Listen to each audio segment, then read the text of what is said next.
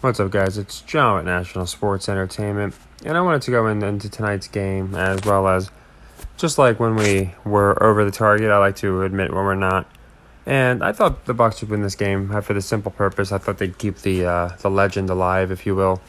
If Tom Brady could keep going, and I thought it made more sense to have them play the Niners, even though they just did.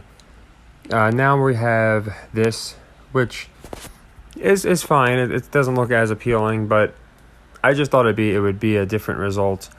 And again, it sounds like a corny cliche saying, but it is true. I think we assess and learn more from when we're wrong on something, at least if we want to, and that's why we've done so good this year, being able to reassess and use information. So now what we have is, in my opinion, a very obvious Cowboys versus Niners game. Because no matter who wins this game, I just don't see them doing another NFC East matchup. It would be 3 in a row, and I just don't see it happening. So it doesn't make sense, Giants, Cowboys, or Eagles, Cowboys. I know people are saying, well, the Eagles and Cowboys haven't had their starters when they played each other. That's fine. It's still nowhere near as enticing as or appealing as Eagles, Niners, or Giants, even Niners. So I do see kind of this appeal, but I really don't. So knowing that the Cowboys advance, I do think it strengthens the possibility that the Niners win. If the Niners played the Bucs, it would have been a lot closer, in my opinion. It would have been a harder game for me to pick. But I've liked the Niners. It's just the Bucs were the only team, and that's why someone just posted I'm glad the Bucs finally lost, because people will stop talking about them. Because I think so many people were convinced that they were actually going to win the whole thing. And again, while I thought, of course, they'll probably make a little bit of a run with a losing record, I thought it'd be interesting. There's just, in my opinion, there is no reason for them to win it this year. But what makes sense is, obviously, we got the Buffalo story. And then for the NFC, I do like the Niners. I'm not going to lie. I think the Niners make sense because everything they've been pushing. And that would also make sense as to why they just made the Cowboys look so strong. The Niners look really strong, so the Cowboys have to look strong. So right now, I believe this matchup is getting about 4.5 to 1. So 100 is about 4.5, about 450. That's the last I checked. With the Cowboys looking as strong as they did, it might even be better now. The Niners might be getting a little bit better odds. But people are asking, they want to pick the winner. But the winner for either of these, the Bills are getting 4 to 1. Niners are getting 3.5 to 1, I think. Whereas if you pick the exact matchup, you're looking at about 4.5 to 5.5 to 1. And I do think this will be the exact matchup, Bills-Niners. But yeah, so Brady's out, so we'll have to see what happens with him next year. And I wanted to go into, because a lot of people have been asking about the system, this is a perfect time to go into it. So between yesterday and today, we got the Dolphins yesterday. We hit 5 basketball today between college and the NBAs. So we got a few open sequences. We were able to close 6, so that's 6 units. That was the main reason I decided to do a leg 4 here on the Bucs Cowboys. You can see I did close it since. So as fun as it would be to go, okay, let's go 15 units, leg 5. That's where you lose a lot of your bankroll. You can see we're at 58 units profit, just simply since the 27th. And that's because we've made a lot of plays and we've been disciplined. It's certainly not our first time losing a 3-legger. You can see we lost this one here just yesterday. So we do lose them. But for every 3-legger we lose, we only need to win 7. And we've won way more than 7, as you can see, for every 3 that we've lost. So it's all about discipline, and that's what I try going into with people. So, again, it's never fun to lose 13 units, but with all the college games tomorrow we have going, the high metrics, I expect us to not only negate it, but make up for the 13 units tomorrow. Like I said, I probably wouldn't have done a leg 4 if we didn't do well in basketball today, but that was why we were getting plus odds. But yeah, what I would advise people is not to continuously chase. You don't want to do this and then say, okay, now we'll go 15 units, because that's how you run through a bankroll quick. You can see we're still doing very well in a short matter of time, and it's only because we've been sticking to the very, in my opinion, high play metrics. Now, I'm not sure exactly what the lines are for next week. We'll have to look at that. I think they have a few of them. But like I said, I think it's very interesting now. We'll have to see what they make the Cowboys line. I think they're just completely setting it up. I know a lot of people think the Cowboys might do it now. I just don't see it. I don't see it. I think that's exactly what they want, is for people to think the Cowboys have a chance, and they're just going to lose to the Niners, in my opinion. And I just don't think they're going to do it. Same thing with the Eagles. I don't think the Eagles are going to do it. So I don't think any of these NFC East teams actually make the Super Bowl. But obviously it's a strong division, and I wouldn't be surprised, to be honest. Giants, Eagles, we're going to look at that one because that would be interesting. But yeah, nothing crazy, nothing, if the Bucs had won, I think it would have made it a little more interesting next week. But either way, I think this really strengthens the Niners argument here. I'm hoping that we get pretty close to even odds. With how good the Cowboys looked, I think it would make sense to give it maybe 3 points to the Niners. I can't see them making it anything crazy. So that's one good thing, is I think we'll have a really good, it'll probably be a leg 3 we'll play it as, Dallas Niners game.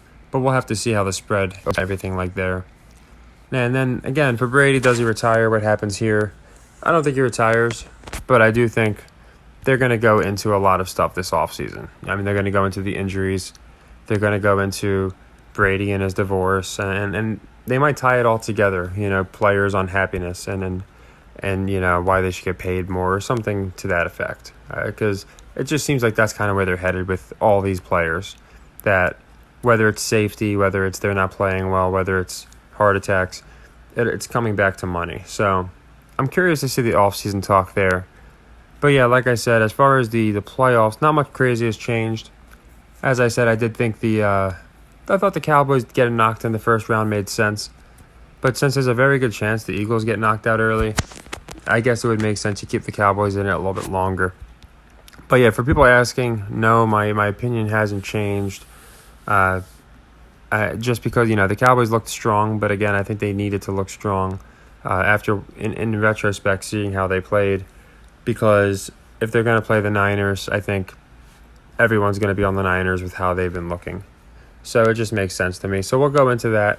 We got some NBA games tomorrow, but I just want to do a quick recap, go into what I thought was interesting. Obviously, I'm not going to overlook the 3-6s for anyone thinking there's no symbolism and things of that nature. For a game to start off with, it was actually 4.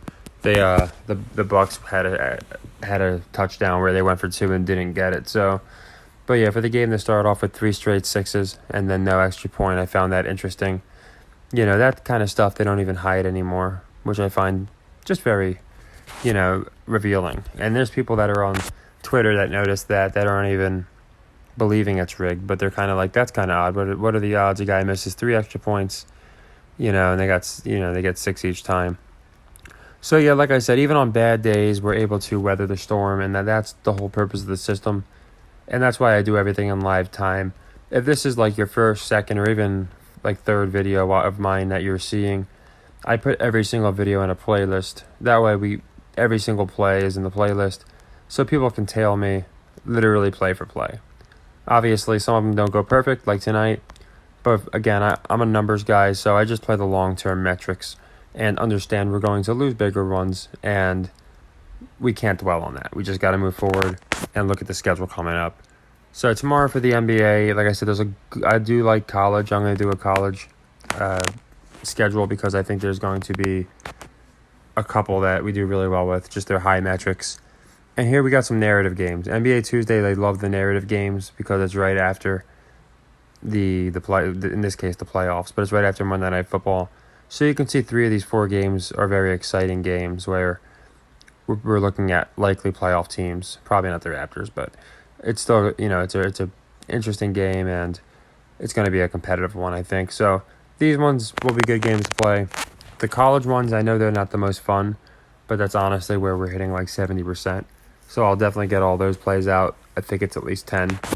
And yeah, if you're curious about my opinion on any specific team, just again, I'm not always right, as you can tell by tonight. But as you know, I like the Bills Niners, but if you're curious my opinion on the Cowboys or Eagles or any of these teams or Chiefs or why I don't think they're going to make it, I'll give it to you. It's just because I think they're setting things up for the Niners and Bills. I think anybody can see what's going on with the Bills, and it's been going on with the Niners all year. So I wanted to bring it up because, as you know, at the playoffs, they change it quick. They freeze the lines. And I have a feeling this Bills-Niners matchup might change pretty soon. Like I said, I was getting about 4.5 to 5.5 to 1. And it should be still around there because nothing crazy happened.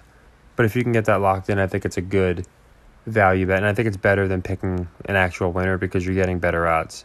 And I genuinely believe they both go. But I'll go deeper into that. I just kind of wanted to, I like to cover everything, a recap of where we stand. So officially 58 units. You're actually up in the 70s. But again, when you take a couple losses, that's what happens. And I expect us to be right back in the 70s pretty soon, especially with college tomorrow.